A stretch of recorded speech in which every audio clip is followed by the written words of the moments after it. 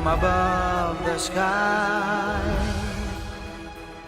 This world is brimming with কাৰণে বডোলেণ্ডত আমাৰ 134 Durand cup আয়োজন কৰা হৈছে আৰু খুব সুন্দৰ এটা পৰিৱেশ।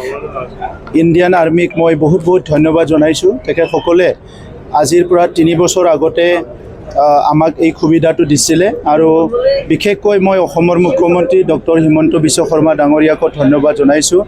যেতিয়া অসমত ডুৰাণ্ড কাপৰ কথা আৰ্মি আহি আলোচনা কৰিছিলে তেতিয়া মুখ্যমন্ত্ৰী ডাঙৰীয়াই মোক কৈছিলে আজিৰ পৰা 3 বছৰ আগত যে কোকৰাঝাৰত ডুৰাণ্ড কাপটো পাতিব পাৰিলে ভাল হয় আৰু কোকৰাঝাৰত যি এটা পৰিৱেশ, এই পৰিৱেশটো যদি সলনি কৰিব লাগে ইয়াত দেশ বিদেশৰ মানুহ আহিব লাগিব আৰু ডুৰাণ্ড কাপটো এছিয়াৰ সবচে পুৰণি এটা টুৰ্ণামেণ্ট।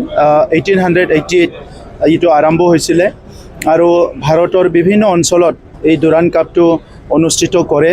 কিন্তু বডোলেণ্ডৰ নিচিনা ঠাইত বা কোকৰাঝাৰৰ নিচিনা ঠাইত তেখেতসকলে যোৱা 3টা বছৰ কণ্টিনিউ আমাৰ তাত ডুৰাণ্ড কাপ আয়োজন কৰিছে। আমি আমাৰ চৰকাৰৰ পৰা যিমান পাৰোঁ ডুৰাণ্ড কাপটো সফলভাৱে আয়োজন কৰাত সহায় কৰিছোঁ আৰু বিশেষকৈ মই আজি বডোলেণ্ড অঞ্চলৰ ৰাইজক ধন্যবাদ জনাওঁ যে ফুটবলৰ প্ৰতি ৰাইজৰ যি মৰম, ফুটবলৰ প্ৰতি ৰাইজৰ যি আকৰ্ষণ, সেইটো দেখি পেলাই খুব ভাল লাগিছে আৰু আমি ক'ব নোৱাৰা সময়ৰ পৰাই আমি খুব সৰুৰ পৰাই দেখিছোঁ যে গাঁওবিলাকত আগতে ৰবৰ টেঙাৰ পৰা আৰম্ভ কৰি ফুটবলবিলাক মানে খেলিবলৈ আমাৰ শিশুকালৰ পৰা চবেই শিকে। কিন্তু আহি এতিয়া দেখিছোঁ প্ৰত্যেকটো গাঁৱত ফুটবলৰ খেল আমাৰ এই সময়ত, এই মানে খৰালিৰ সময়ত বা এনেকুৱা সময়ত আয়োজন কৰে আৰু সেইটোকে দেখি পেলাই এই বছৰ আমি জুন মাহৰ 14 তাৰিখৰ পৰা CM কাপ আৰম্ভ কৰিছিলোঁ আৰু সেই CM কাপটো খুব সফল হৈছে। তাত আপোনালোকে চবেই গম পাইছে যে 3760টা ক্লাব আৰু প্ৰায় 67,000 প্লেয়াৰ্ছ ইয়াত অংশগ্ৰহণ কৰিছে আৰু এই আমাৰ যি ফুটবলৰ দ্বাৰা আমাৰ যুৱতীসকলক এটা নতুন দিশলৈ আগুৱাই নিয়া, তেখেতসকলৰ মনত এটা পজিটিভিটি, যিবিলাক নেগেটিভিটিটো দূৰ কৰি এটা পজিটিভিটি আনা আৰু স্পৰ্টিং যিটো এটা কালচাৰ বা স্পৰ্টিং স্পিৰিটটো তেখেত মাজত আনি তেখেতসকলক খেল জগতত মাত্ৰ নহয় শিক্ষা আৰু বেলেগ কামতো তেখেতসকলক এনকাৰেজ কৰাৰ এটা পৰিৱেশ গঢ়িবলৈ এই প্ৰয়াস কৰা হৈছে।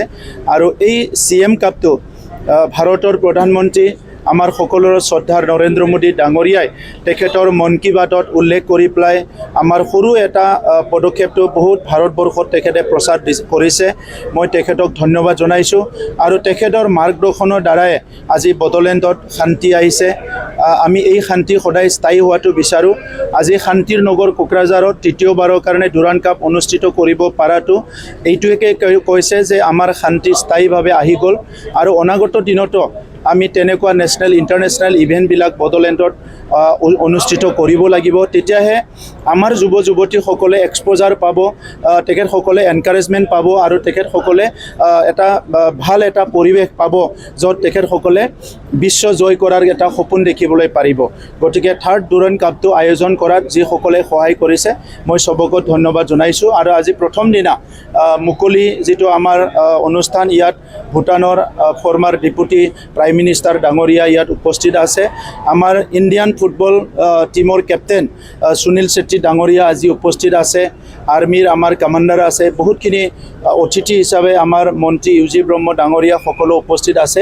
গতিকে মই সকলোকে ধন্যবাদ জনাইছোঁ।